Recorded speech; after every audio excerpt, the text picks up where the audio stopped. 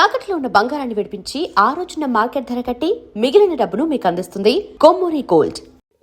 ఎందుకంటే మనం వెనిజువేలాతో కాంట్రాక్ట్ పెట్టుకున్నప్పుడు మనం అప్పుడే డిసైడ్ చేసుకున్నాం రష్యా దగ్గర నుంచి కొనకపోతే కూడా వెనిజువేలా నుంచి మన సప్లై ఉంటుంది. ప్రధానమంత్రి గయానాకి వెళ్ళినప్పుడు చాలామంది అడిగారు ఎందుకు వెళ్ళారు గయానాలో ఏముందని. Guyana is a big supplier of fuel. Crude oil అవసరం ఉందా అని అడిగారు. క్రూడ్ ఆయిల్ సప్లై ఉంది అక్కడ కూడా. చాలా మటుకు క్రూడ్ ఆయిల్ సప్లై నడుస్తుంది ఇంకా అక్కడి నుంచి కూడా.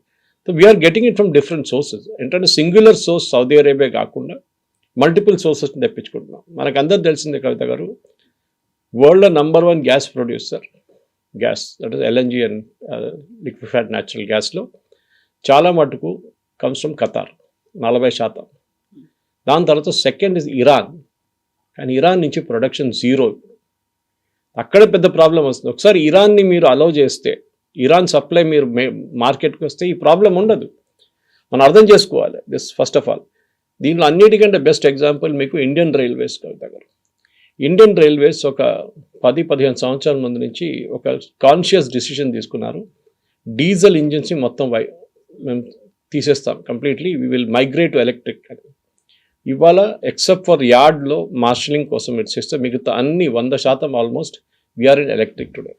డీజిల్ చాలా పెద్ద సేవింగ్, ఎందుకంటే Indian Railways one of the biggest consumers ఉండే డీజిల్ది. ఇప్పుడు అక్కడ తగ్గిపోయింది.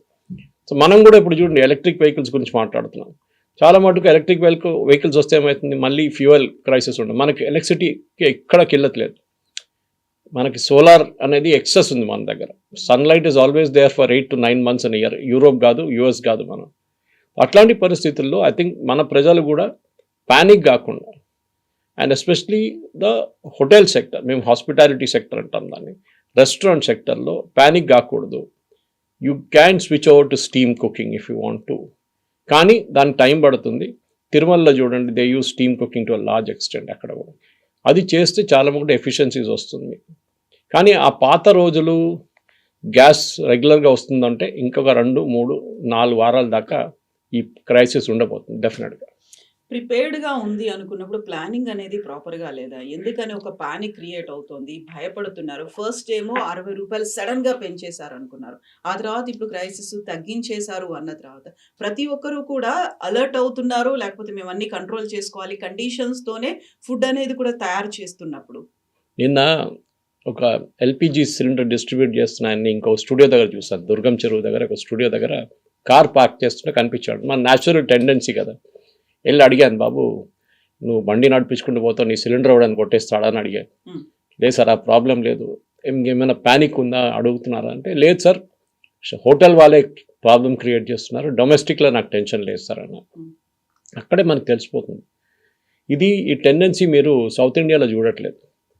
ఇది కొన్ని స్టేట్స్ నార్త్ ఇండియాలో మొదలైంది. ఇది అంటే లైన్ కట్టడం.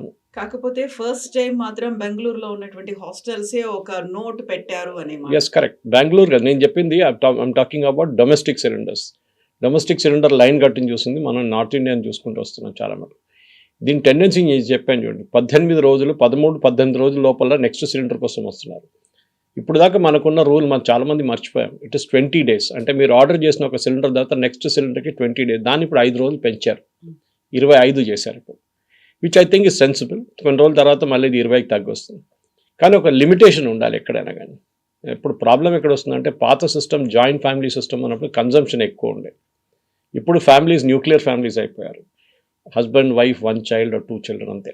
దాంట్లో నడుస్తుంది. సో వాళ్ళకి కావాల్సింది డెఫినెట్గా గవర్నమెంట్ ప్రయారిటైజ్ చేస్తున్నారు. Domestic is #1.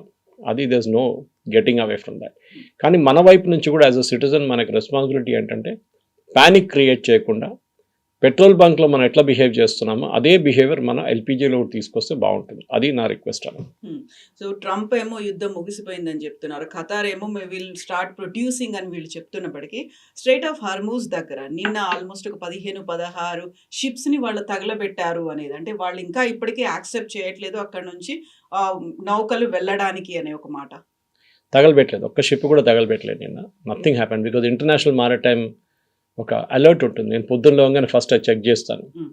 నిన్న ట్రంప్ వాళ్ళ ఎనర్జీ సెక్రటరీ ఒక ట్వీట్ చేశారు, మేము 1 US నేవల్ షిప్ ఒక కార్గో షిప్ని ఎస్కార్ట్ చేసి తీసుకెళ్ళాను అని చెప్పి ఒక ట్వీట్ చేశారు.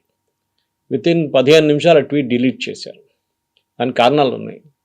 They have taken that ship, అది తెలిసిపోయింది చాలా క్లియర్. కానీ యుఎస్ నేవీ షిప్ ఎక్కడ కనిపించట్లేదు మ్యారటైమ్ రూట్లో ఆ షిప్స్లో. ఎందుకంటే మన ఫ్లైట్ రాడార్ లాగా ఇక్కడ కూడా మీకు షిప్స్ కనిపిస్తుంది ఎక్కడి నుంచి. సో స్ట్రైట్ ఆఫ్ హార్మూజ్లో ఇప్పుడున్న పరిస్థితిలో ఎస్టర్డే ట్రంప్ ఇచ్చిన వార్నింగ్ తర్వాత 16 మైన్ లేయింగ్ షిప్స్ని ఇరాన్ది ధ్వంసం చేశారు. మీరు చెప్పింది అది 16 ధ్వంసం చేసింది ఇరానియన్ మైన్ లేయింగ్ షిప్స్ అనమాట. చిన్నది ఉంటుంది అది మైన్స్ లే చేస్తారు. అది దాన్ని నిన్న ధ్వంసం చేశారు. ట్రంప్ వార్నింగ్ కూడా ఇచ్చారు నిన్న, ఇంకొక మైన్ కూడా నాకు కనిపిస్తే అంత సంగతి. Anyway we are going to use mine sweepers, వాళ్ళ దగ్గర మైన్ స్వీపర్స్ ఉన్నాయి, షిప్స్ ఉంటుంది that can detect and take out the mines అనమాట.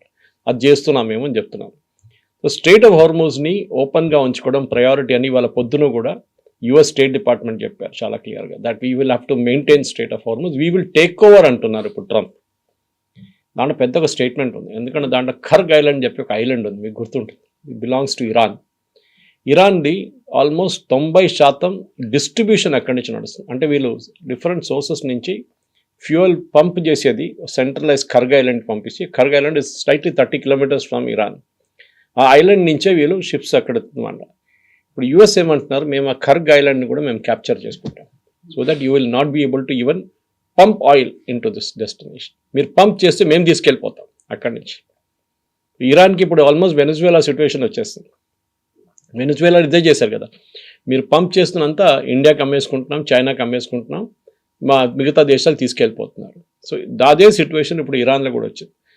కానీ యుద్ధం ఆగుతుందా అంటే డెఫినెట్గా ఎస్, నెక్స్ట్ ఒక 2 వారాల లోపల ఇది అయిపోతుంది కంప్లీట్గా. కానీ ఇరాన్ దాన్ని ఆపరు, వాళ్ళు రెగ్యులర్గా ఒక టాక్టికల్ అటాక్స్ చేస్తూనే ఉంటారు చిన్నగా. కానీ ఇప్పుడున్న పరిస్థితి ప్రకారం నిన్న చూస్తే నిన్న చాలా మటుకు తగ్గిన మిసైల్స్ అని, నిన్న 5-6 మిసైల్స్ కొట్టారు వాళ్ళు. So their capacity తగ్గిందనమాట.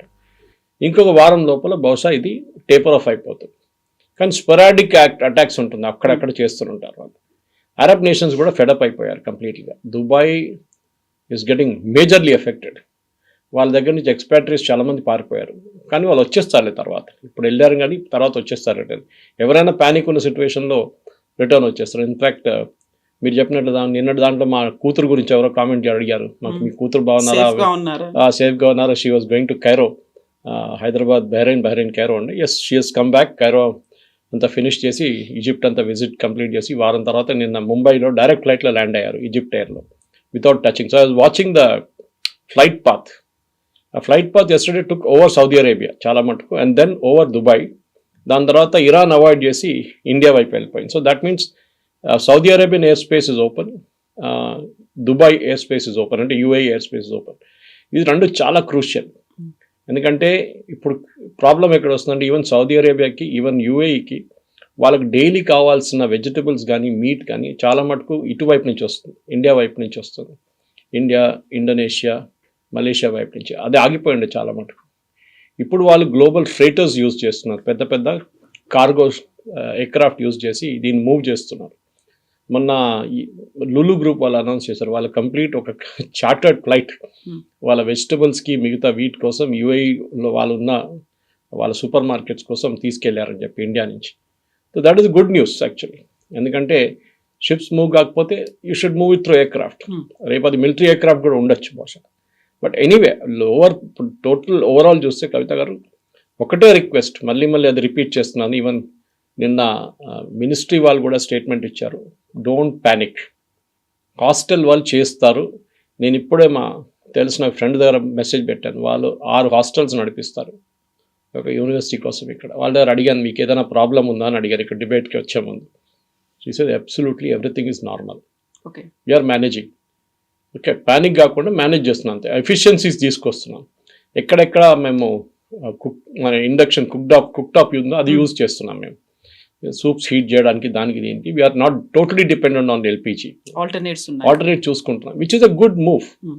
ఇప్పుడు ఇవాళ కాకపోతే రేపు మీరు కొచ్చిన్ ఎయిర్పోర్ట్ చూసుకోండి, కొచ్చిన్ ఎయిర్పోర్ట్ కంప్లీట్గా నడుస్తున్నది ఈజ్ ఆన్ సోలార్, ఇంక్లూడింగ్ వాళ్ళ కిచెన్ సైడ్ కూడా. అంటే వాళ్ళకు కూడా ఎంప్లాయీస్ ఉన్నారు, అది కూడా కెఫ్టీరియా ఉంది, అది కాకుండా రెగ్యులర్ కిచెన్స్ ఉంది వాళ్ళకి, అక్కడున్న షాప్స్కి వాళ్ళకి సపరేట్ ఉంది. వీళ్ళందరూ ఎలక్ట్రిసిటీ వాడతారు, and that is through solar. I think ఈ క్రైసిస్ దీనికన్నా ముందు కూడా మీకు గుర్తుంటుంది, మిడిల్ ఈస్ట్ క్రైసిస్ ఒక 20 సంవత్సరాల ముందు, 20 సంవత్సరాల ముందు నాకు గుర్తుంది, సద్దాం హుస్సేన్ టైంలో కువైత్ ఆక్రమించిన టైంలో ఒక పానిక్ సిచ్యువేషన్ వచ్చింది. అప్పుడు అప్పుడు కూడా చాలామంది నేర్చుకున్నారు, ఆల్టర్నేటివ్స్ చూసుకున్నారు. మనం I think sooner or later మనం ఈ ఎల్పిజి దీని నుంచి బయటపడి we have to look at new sources. చెప్పడానికి చాలా ఈజీగా ఉంటుంది ఇక్కడ కూర్చొని రూమ్లో కూర్చొని చెప్పడానికి, కానీ we should look at options. Piped gas is a great option. అది మన దగ్గర ఒకటి safety wise also it is better. మీకు తెలిసిందే పైప్ గ్యాస్ లీక్ అయితే కూడా it will go to the higher level. LPG lower లెవెల్కి వెళ్తుంది, ఇట్స్ హెవీ. దానికోసం ఎల్పిజి బ్లాస్ట్ నడుస్తుంది. You never here a blast from a pipe connection, ఎక్కడ జరగదు అది. ఇట్లాంటి పరిస్థితుల్లో నేను చెప్తున్నాను మన దగ్గర డీజిల్ కన్జంప్షన్ కూడా తగ్గించాలి మనం. ఢిల్లీ లాంటి ప్లేస్లో సిఎన్జికి వెళ్ళిపోయాం టోటల్. ఇప్పుడు సిఎన్జి 100% ఇస్తున్నారు ఢిల్లీలో supply, it is as usual అనమాట. హైదరాబాద్లో మీరు చూస్తున్నారు ఎలక్ట్రిక్ బస్సెస్ నడుస్తున్నాయి. ఇప్పుడు మన పాత జేఎన్యూఆర్ఎం కింద ఇప్పుడు కొత్త ప్రధానమంత్రి స్కీమ్ కింద వీఆర్ గెటింగ్ బస్సెస్. స్లోలీ మనం ఈ యొక్క ఏం చెప్తారు హ్యూజ్ ఈ LPG, crude oil, petrol, diesel, kerosene, air turbine fuel ఇట్లాంటిది తగ్గించుకుంటూ వస్తే బాగుంటుంది. మన దగ్గర అంత కెపాసిటీ లేదు. ఇప్పుడు K6 నుంచి నిన్న రిలయన్స్ వాళ్ళు గోదావరి బేసిన్ నుంచి వాళ్ళ గ్యాస్ సప్లైని రీరూట్ చేసి జామ్నగర్కి తీసుకొస్తున్నారు to produce LPG, which is a good move. మనం కూడా మన దగ్గర లిమిటెడ్ కెపాసిటీ ఉంది. బాంబే హై ఉంది, గోదావరి, కృష్ణా గోదావరి బేసిన్. KG6 తర్వాత ఇప్పుడు ఉన్నది మిగతా సోర్స్ రాజస్థాన్లో కొంచెం ఉంది. దెన్ వీ హ్యావ్ దిబ్రూగర్ అటువైపు అస్సాంలో. కానీ మన కెపాసిటీ చాలా లిమిటెడ్. యాజ్ అ నేషన్ మనం ఈ ఏం చెప్తారు క్రూడ్ ఆయిల్ ఇంపోర్టింగ్ నేషన్ నుంచి ఒక 60 నుంచి 70% లెవెల్కి తీసుకొస్తే బాగుంటుంది. ఇప్పుడు 80% ఉంది. We should reduce that, and that's a good lesson. This is ఒక క్రైసిస్ మేనేజ్మెంట్లో చాలా మంచి లెసన్. గవర్నమెంట్ని తిట్టడం, మోదీ గారిని తిట్టడం చాలా ఈజీ. ఈ మీరు బంగ్లాదేశ్కి ఎందుకు ఇస్తున్నారు, వీళ్ళ పొద్దున చాలా మంది క్రిటిసైజ్ చేస్తున్నారు. ఇంత మన క్రైసిస్ ఉంది అనుకున్నప్పుడు మనకు డీజిల్ క్రైసిస్ లేదు, పెట్రోల్ క్రైసిస్ లేదు. సో వాళ్ళకి ఉంది పాపం. సో వాళ్ళు కూడా నేర్చుకున్నారు. ఇదే పెద్ద పెద్ద స్పీచ్ ఇచ్చిన పాకిస్తాన్తో మేము టైఅప్ చేసుకున్నాం, మేము అది చేసామని పాకిస్తాన్ రాలేదు వాళ్ళ హెల్ప్కి. Okay, now they are realise who can help అని. ఇప్పుడు శ్రీలంక కూడా ఇవ్వబోతున్నాం మనం. Sri Lanka also has a crisis. కానీ పాకిస్తాన్కి మనం ఇవ్వక్కర్లేదు, వాళ్ళు సౌదీ అరేబియా నుంచి చూసుకుంటారు వాళ్ళు ఏం కావాలండి. కానీ ఉన్నది overall picture entire world is an a problem. US gas prices have gone up, అంటే వాళ్ళ పెట్రోల్ బంక్లో. యూకేలో 31 సెంట్ పెరిగింది అక్కడ కూడా. So there also they have a crisis. Putin ఏమో నిన్న నేను గ్యాస్ అసలు బంద్ చేసేస్తాను యూరోప్కి అని చెప్పేస్తున్నారు కంప్లీట్గా. We will not give anything to Europe అంటారు. ఎక్కడికి అమ్ముతారా gas? He has to naturally sell it to countries like India అన్నమాట. అదే జరగబోతుంది ఇప్పుడు. సో మనం కూడా మన రియలైన్మెంట్ చూసుకోవాలి. ఇప్పుడు వెనెజువేలా కానీ ఈవెన్ మన రష్యా కానీ మిగతా సోర్సెస్ నుంచి మన ఫ్యూయల్ మనం తెప్పించుకోవాలి. నెక్స్ట్ 6 months చాలా క్రూషియల్గా ఉండిపోతుంది. మన స్టోరేజ్ కెపాసిటీ 74 రోజులకి మన దగ్గర స్టోరేజ్ ఉంది. చైనా దగ్గర 200 రోజులకి స్టోరేజ్ ఉంది వాళ్ళ దగ్గర. కోర్స్ ఎందుకంటే వాళ్ళ రీజన్ చాలా వైడ్ స్ప్రెడ్గా ఉంటుంది, వాళ్ళ కోస్టల్ ఏరియాస్ చాలా దగ్గర. సో మనం కూడా మన కెపాసిటీ ఇప్పుడున్న ఎమర్జెన్సీ కెపాసిటీ మన దగ్గర ఉంది చూడండి, 74 నుంచి అట్లీస్ట్ 100 రోజులకి తీసుకురావాల్సి. అంటే 3 నెలలకి మనకి ఫ్యూయల్ సప్లై ఉంటుంది. 0% వచ్చేస్తే కూడా వీలు. అండ్ స్టాక్ మార్కెట్ కూడా చూడండి, it has gone up yesterday. So ఇదన్నీ మంచి సంకేతాలే. చూద్దాం ఇంకా ముందుకెళ్తే ఏం జరుగుతుంది అనేది.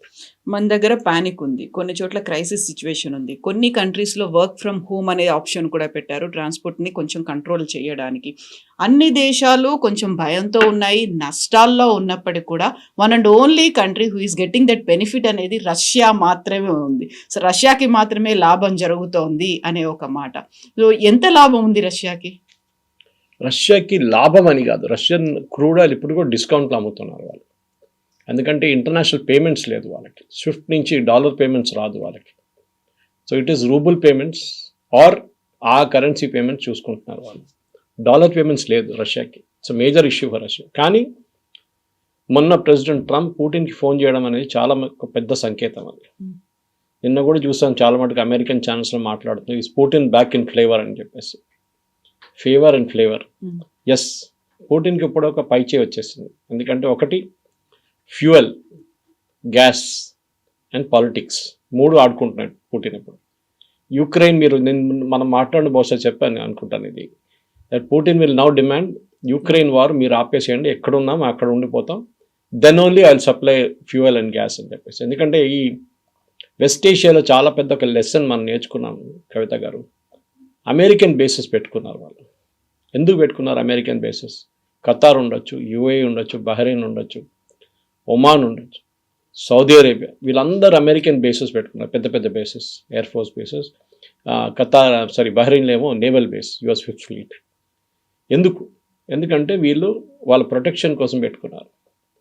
ఏ రోజు వాళ్ళని అక్కడి నుంచి ఏదో ఒక ఆర్మీ లేకుంటే ఇంకేమైనా కొంచెం రెబల్స్ వచ్చి వాళ్ళ కింగ్డమ్ని డీస్టెబిలైజ్ చేస్తారని భయపడి వీళ్ళు యుఎస్ని పెట్టుకున్నారు. కానీ ఇప్పుడు ఏం జరిగింది కవిత గారు, యుఎస్ వాళ్ళ సహాయంకి రాలేదు.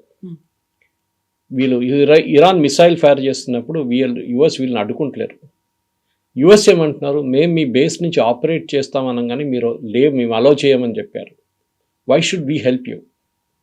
ఇప్పుడు అరబ్ నేషన్స్ కూడా ఒక డైలమాలో వచ్చేసారు. యుఎస్ మీద మేము డిపెండ్ కాలేదు. యుఎస్ మనకి గివెన్ అ బిగ్ ఏం చెప్తారు, ఒక డిచ్చింగ్ అంటారు మనం. ఓకే, ద లాస్ట్ మినిట్ మనకి చేయించేశారు వాళ్ళు. మనం కాపాడుకోవాలంటే we have to take care of our cells. సడన్గా ఫిలిప్పీన్స్ ఇన్ని రోజులు బ్రహ్మోస్ డీల్ పక్కన పెట్టిన, రేపు చూద్దాం ఎల్లుండి చూద్దాం అనగానే ఇమ్మీడియట్ సైన్అప్ చేసుకున్నారు. నేను అది చూసాను. ఎందుకు? సంకేతాలు అదే, they have a threat from China. వాళ్ళకి అర్థమైపోయింది ఇంటర్నేషనల్ లెవెల్లో మీరు అడ్వాన్స్ ప్లానింగ్ చేయకుండా, మీరు ఆన్ యువర్ ఓన్ ఉండకుండా మీరు ఏం చేయలేరు. మొన్న కువైత్ అనుకుంటాను, వాళ్ళు ఒక సౌత్ కొరియన్ ఇంటర్సెప్టర్ యూజ్ చేశారు. నేను వాళ్ళ దాకా వినలేదు సౌత్ కొరియా కూడా ఇంటర్సెప్టర్ ఉందని. యుఎస్ ఇంటర్సెప్టర్స్ మనం పేట్రియట్ లాంటివి విన్నాం, మనం థాట్ systems. Correct, South Korean, and it 100% ఎఫిషియన్సీలో 6 మిసైల్స్ ఆపారంట వాళ్ళు. సో రేపు సౌత్ కొరియా కూడా ఒక పెద్ద ఆర్మ్స్ ఎక్స్పోర్టర్ కావచ్చు.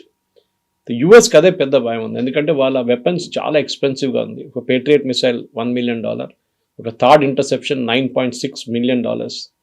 అక్కడేమో వాడు 20,000 25,000 ఉన్న డాలర్ల డ్రోన్స్ పంపిస్తున్నారు.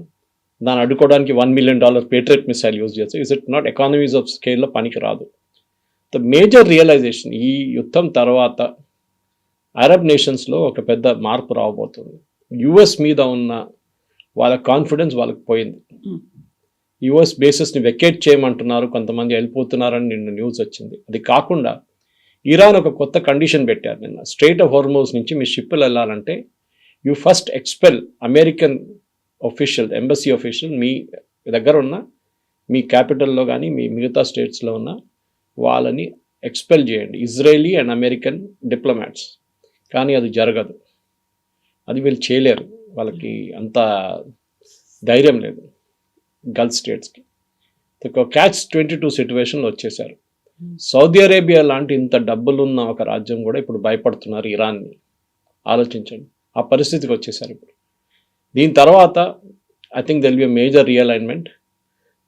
ఈజిప్ట్ లాగా, జార్డన్ లాగా ఒక సెల్ఫ్ సఫిషియంట్ ఫోర్స్గా ఉండడానికి వీళ్ళెవరిని అనుకో. జార్డన్లో కూడా బేస్ ఉందనుకోండి, యుఎస్ బేస్ ఉంది, ఈజిప్ట్లో కూడా ఉంది, అంత ఓపెన్గా వాళ్ళు అడ్మిట్ చేయరు. కానీ ఒక మార్పు రాబోతుంది, and I think it's a good thing. ఎందుకంటే వీళ్ళు యుఎస్ ఇప్పుడు సౌదీ అరేబియాని బ్లాక్మెయిల్ చేశారు ఒక 6 నెలల ముందు ప్రెసిడెంట్ ట్రంప్. అక్కడ వెళ్ళి మీరు 100 F-35 అన్నారు. సౌదీ అరేబియా 100 F-35 చేసుకొని ఏం చేసుకుంటారు? వాళ్ళు ఎవరితో యుద్ధం చేస్తున్నారు? మ్యాక్సిమం హూతీలతో యుద్ధం చేస్తారు అంతే. బట్ వై అనేది క్వశ్చన్ వస్తుంది అనమాట. సో దానికోసం ఈ అంతా మిడిల్ ఈస్ట్ క్రైసిస్ ఇప్పుడు అయిపోయిన తర్వాత ఒక మేజర్ రియలైన్మెంట్ రాబోతుంది. బహుశా దాంట్లో మనం కూడా మన వైపు నుంచి ఒక ఎఫర్ట్ పెడితే మన ఆయుధాలు వీళ్ళకి అమ్ముకోవచ్చు. And our missiles are equally good, no problem. అది మీరు అఫెన్సివ్ ఉండొచ్చు, డిఫెన్సివ్ ఉండొచ్చు. డిఫెన్సివ్ అంటే ఇంటర్సెప్షన్లో ఉంటుంది, అఫెన్సివ్ అంటే వాళ్ళ మీద బాంబు. దానికి మన బ్రహ్మోస్ పనికి వస్తుంది, ఇంటర్సెప్షన్కి ఆకాశ్ లాంటి మిసైల్స్ పనికి వస్తుంది. ఇదన్నీ మనం కొత్తగా తయారు చేసి అమ్మొచ్చు. మన డిఫెన్స్ ఇప్పుడు ఎక్స్పోర్ట్ ఇస్ అరౌండ్ 34,000 crores. దాన్ని ఈజీగా మనం ఒక 50 నుంచి 60,000 కోట్ల దాకా పెంచుకోవచ్చు సంవత్సరానికి. Let us look at Gulf. మీరు ఆయిల్ అమ్మండి, మేము ఆయుధాలు అమ్ముతాం. ఈ కాన్సెప్ట్కి మనం రావాల్సి వస్తుంది. ఫ్యూచర్లో స్ట్రాటజీస్ ప్లానింగ్ అదే ఉండాలి, అది ఉండాల్సిందే. బ్లెస్సింగ్ ఇన్ ద డిస్గైస్ అని అంటారు. ఎందుకంటే one man's misery is other man's opportunity అంటారు. వాళ్ళ డబ్బులు తక్కువేం కాదు, డబ్బులు మస్తున్నాయి, కానీ వాళ్ళకి భయం ఏంటంటే వాళ్ళ security. And this particular instance ఓపెన్గా ఎక్స్పోజ్ అయిపోయింది. ఇరాన్ డ్రోన్స్ యూజ్ చేసి వాళ్ళ ఎయిర్ ఫీల్డ్స్ కొడుతున్నారు, వాళ్ళ రిఫైనరీస్ కొడుతున్నారు, వాళ్ళు ఏం చేయలేకపోతున్నారు. అడుగున్నారు 50 ఫైర్ చేస్తే 40 అడ్డుకున్నారు, 10 ఏమొచ్చి పడ్డది. 100% ఇంటర్సెప్షన్ ఎప్పుడు ఉండదు. కానీ గల్ఫ్ స్టేట్స్ ఏం నేర్చుకున్నారంటే యుఎస్ మీద డిపెండెన్సీ అయి ఇంకా ముందుకు వెళ్ళలేము మనం. స్ట్రాటజీ మార్చుకోవాల్సి వస్తుందని. అది బహుశా నిన్న పుటిన్ ఇరానియన్ ప్రెసిడెంట్కి ఫోన్ చేసి మీరు యుద్ధం ఆపండి అని చెప్పినప్పుడు అర్థమైపోయింది రష్యన్ ఇన్ఫ్లుయెన్స్ ఎంత మటుకు ఇరాన్ మీద ఉందని. ఇరాన్ ఇప్పుడు ఎస్ వీ విల్ స్టాప్ అంటే then Putin becomes the biggest winner in all this. Trump పక్కనకి వెళ్ళిపోయాడు మొత్తం కంప్లీట్గా. అది పెద్ద ఒక లెసన్, జియో పొలిటికల్ లెసన్ దీని నుంచి. Yes.